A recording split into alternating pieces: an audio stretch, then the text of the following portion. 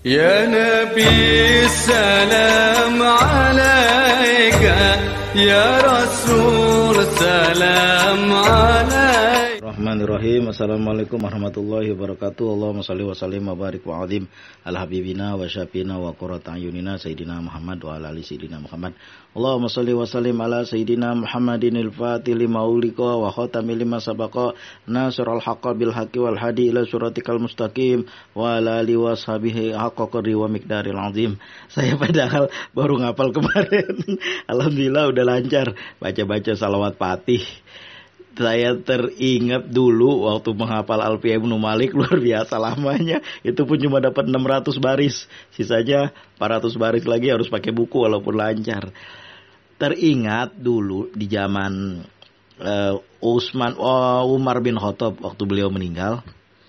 Entah kenapa Ali bin Abi Thalib begini bilangnya. Ntar dulu, saya nggak mau pulang dulu, mau denger apa yang dilakukan Umar. Lalu Ali bin Abi Thalib nggak kemana-mana, di situ aja di dekat makam Umar. Dia dengar apa yang terjadi. Kemudian dia dengar dari dalam kuburnya, ketika malaikat itu datang kepada Umar bin Khattab, dia tanya. Seperti kita ditanya juga, man robuka, dia bilang ya. Lalu dia bertanya juga, siapa, apa yang kau ketahui tentang Nabi terakhir? Dia bilang, apa kata Umar?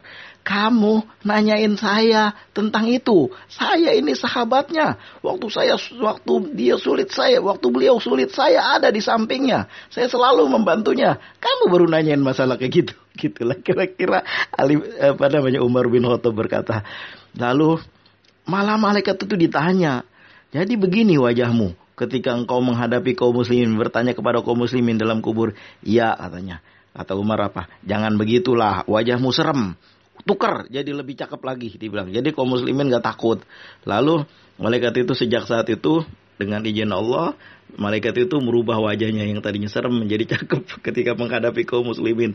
Lalu Ali berkata, memang Umar begitu bermanfaat dalam hidupnya untuk kaum muslimin dan juga setelah matinya masih bermanfaat, dibilangnya. Itu kata Ali. Itu yang saya baca dalam satu keterangan. Teringat itu, saya teringat kaitannya dengan salawat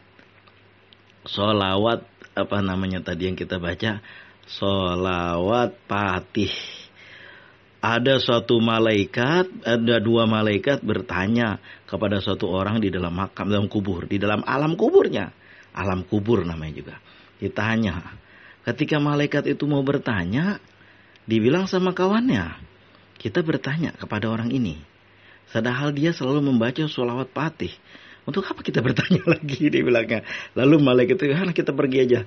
Lalu dia sebelum pergi dia mencium orang itu yang selalu membaca sholawat Fatih. Begitulah yang saya dengar, yang saya baca dalam satu keterangan. Apapun ceritanya, apapun kisahnya, ini tutur tinular dari mulut ke mulut. Kalau memang itu benar, insya Allah ada berkahnya kita. Namanya juga kita membaca sholawat. Kadang-kadang orang berpikir nggak mungkin, kurang rasional. Emangnya sesuatu harus rasional banget? Banyak sesuatu yang nggak rasional, banyak sekali. Kehendak Allah, idza aroda sayan ayaqula lahu kun fayakun. Kata kita nggak rasional, kata Allah jadi kun maka jadi. Apalagi kita cuma ngikutin doang, cuma hamba. Kita pikirin pakai otak kita juga. Kita aja belum tentu mampu menyelesaikan soal-soal kalkulus, soal-soal apalagi waktu kita sekolah, waktu kita kuliah, vektor kita belum tentu mampu. Ini alam gaib masalahnya. Rasional, kan harus rasional, enggak semuanya rasional. Apalagi kalau udah menyangkut tentang kekuasaan Allah, apalagi tentang kekasih Allah yang kita bacakan selawat kepadanya. Isra Mi'raj, pala kita pening. Dulu ada kawan saya bertanya begini. Dulu kita, zaman-zaman dulu kan orang ditanya, kamu dari mana Muhammad? Dia bilangnya, saya dari Masjidil Aqsa. Dia bilangnya tadi malam, kamu dari Masjidil Aqsa? Tadi sepertiga malam udah sampai sini lagi subuh. Dia bilang, iya, dia bilang. Benar-benar Abu Bakar ini, dia bilang kawannya udah gila atau dia. Dulu orang berpikir kayak gitu. Sehingga dibuktikan, apa buktimu? Dia bilangnya. Coba sebutkan, orang-orang yang pernah ke Masjid Aqsa sebutkan berapa tiangnya. Rasulullah melihat, dikasih lihat sama malaikat. Oh, jumlahnya disebut betul, dia bilangnya. Lalu nanti akan ada kapilah yang datang kemari.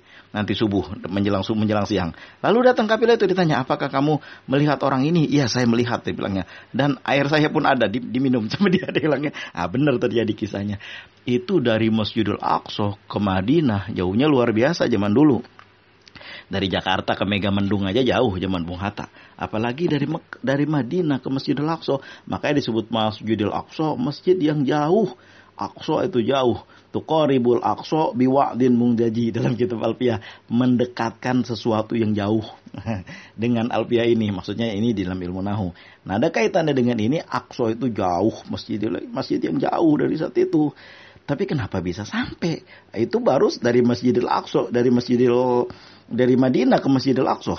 Apalagi dari Masjidil Aqsa ke Rabbul A'la, pingsan lagi. Dulu kita berpikir enggak. Dulu orang zaman dulu berpikir enggak mungkin.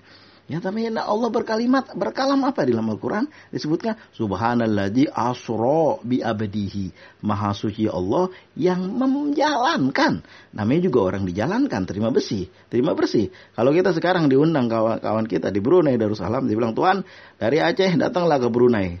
Saya tanggung semuanya." Itu kita diperjalankan sama dia. Semuanya, tiketnya ditanggung. Pesawatnya dari Aceh ke Kuala Lumpur, dari Kuala Lumpur ke Brunei Darussalam ditanggung sama dia. Di sana tempat namanya juga ditanggung, diperjalankan sama dia. Apalagi Allah. Gampang aja itu baru tingkat dari sini ke Kuala Lumpur lalu ke Brunei. Apalagi dari Allah, dari Masjidil Aqsa, dari Madinah ke Masjidil Aqsa lalu ke Rabbul A'la. Itu bukan suatu yang sulit buat Allah. Dulu kita berpikir, apa iya? Ya zaman sekarang kan udah ada. Dulu manusia nggak pernah berpikir kan bahwa manusia akan bisa naik pesawat, bisa pindah dari suatu tempat ke tempat lain. Dari Banda Aceh ke Jakarta cukup 3 jam, malah kurang lagi. Dari Jakarta ke Minangkabau International Airport cukup 1 jam 20 menit. Dari Banda Aceh ke Madinah cukup 6-7 jam. Itu kalau zaman dulu susahnya lamanya minta ampun. Kalau buat Allah kun terjadi, fayakun maka dia terjadi. Apalagi memperjalankan hambanya. Nah, barang-barang gaib makanya kita disuruh apa? Ditanya satu hari Rasulullah ada seorang datang. Orang itu nggak terlihat tuh. Di dalam hadis disebutkan, dalam hadis Arba'in, orang itu datang lalu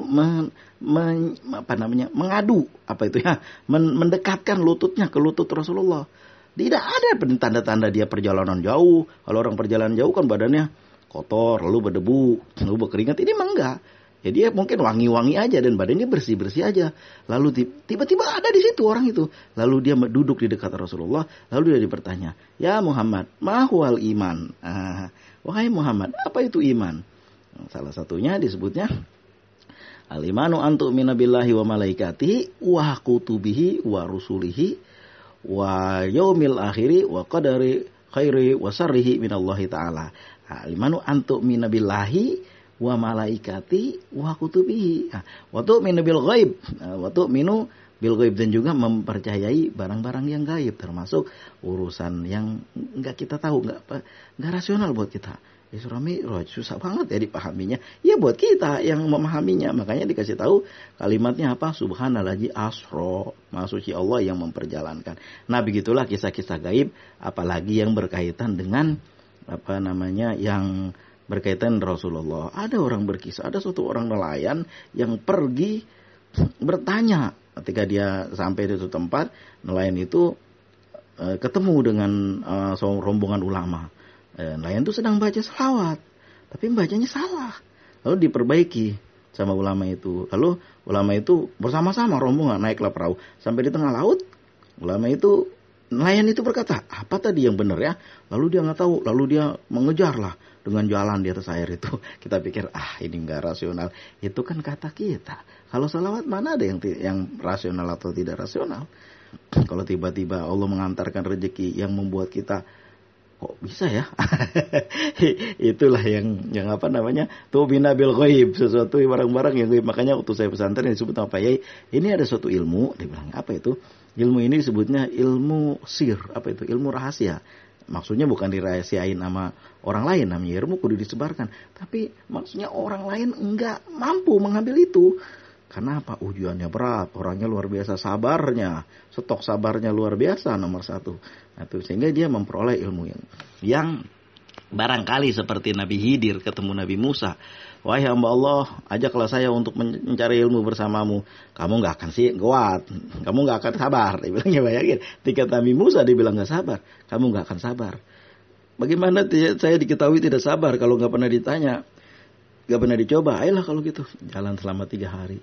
Banyak kejadian-kejadian yang gak rasional buat Nabi Musa. Ternyata setelah itu Nabi Khidir ngasih tahu satu-satunya. Nah, silakan baca surat Al-Kahfi gitulah. Malam Jumat kita baca surat Al-Kahfi, insya Allah kita bercahaya. Itu kan kita bilang, itu kan kita gak rasional.